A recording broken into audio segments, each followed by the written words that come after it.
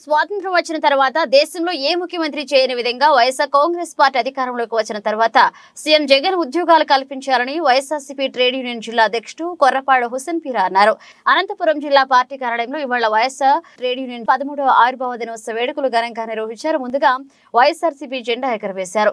అనంతరం వైఎస్ చిత్రపటానికి పూలమాలలు వేసి నివాళులర్పించారు. ఈ కార్యక్రమంలో వైసీపీ జిల్లా నాయకులు కార్యకర్తలు పెద్ద ఎత్తున పాల్గొన్నారు.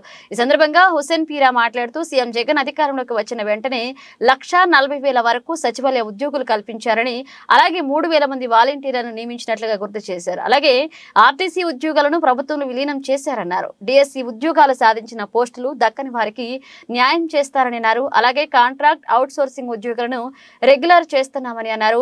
ఒక్కసారి అధికారంలోకి వస్తేనే ఇంత చేసిన సీఎం జగన్ ఇంకొకసారి 5 ఏళ్ల ముఖ్యమంత్రిగా ఉంటే ఉద్యోగ కార్మిక వర్గాలకు ఎంతో న్యాయం చేస్తామని హుసేన్ పీరా అన్నారు.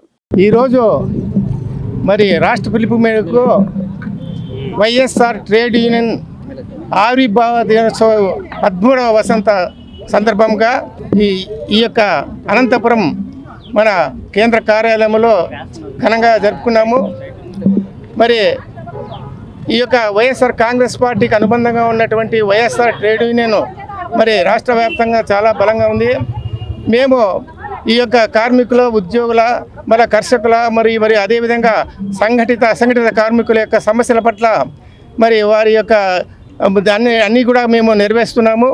జగన్మోహన్ రెడ్డి గారు మరి అధికారంలోకి వచ్చిన వెంటనే ఆయన ప్రమాణ స్వీకారం చేసిన ఒక నెల లోపలే మరి ఉద్యోగులకు మరి కొత్తగా మరి నిరుద్యోగ మనుషులకందరికి కూడా దాదాపు 1,40,000 మంది సచివాలయ ఉద్యోగులు, అదేవిధంగా 3 లక్షల మంది మరి సచివాలయ వాలంటీర్లను నిర్మించడం జరిగింది. అదేవిధంగా మరి వైద్య దాదాపు 53,000 మంది ఉద్యోగులు నియమించడం జరిగింది. మరి అదేవిధంగా 1998లో డిఎస్సి కింద అర్హులైనటువంటి 4,500 మంది ఉద్యోగస్తులకు టీచర్లుగా ఇవ్వడం జరిగింది. ఆర్టీసీ అనేది కార్పొరేషను చాలా ఇబ్బందుల్లో పడేవాళ్ళు, వాళ్ళకి జీతాలు కూడా 6 నెలలు కానీ సంవత్సరం కానీ రావు. అటువంటి వారిని ప్రభుత్వంలో విలీనం చేసి వారికి ఈరోజు మరి ఎన్జిఓలకు ఏ హక్కులు ఉన్నాయో అవన్నీ కూడా ఈరోజు ఇవ్వడం జరిగింది. ఈ యొక్క ఆంధ్రప్రదేశ్ ఏర్పడినప్పటి నుండి ఈ 73 సంవత్సరాల్లో దేశంలో ఏ ముఖ్యమంత్రి చేయనటువంటి అనేకమైనటువంటి కార్యక్రమాలు చేసి చరిత్ర సృష్టించారు.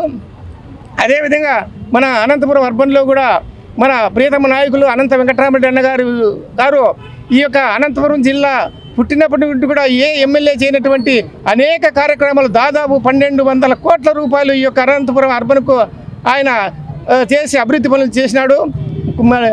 రోడ్లు అయితేనేమి గుత్తి రోడ్డు నుంచి మరి పంగుల రోడ్డు, అదేవిధంగా అనేక కార్యక్రమాలు చేసినారు.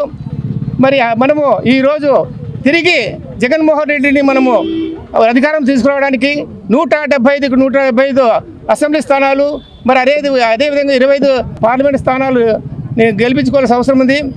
కార్మికులు, ఉద్యోగులు కృషి చేయాలని ఈ విధంగా నేను వారికి విజ్ఞప్తి చేస్తూ ఈ అవకాశం ఇచ్చిన పెద్దలకు నమస్కారం తెలుపుకుంటున్నాను.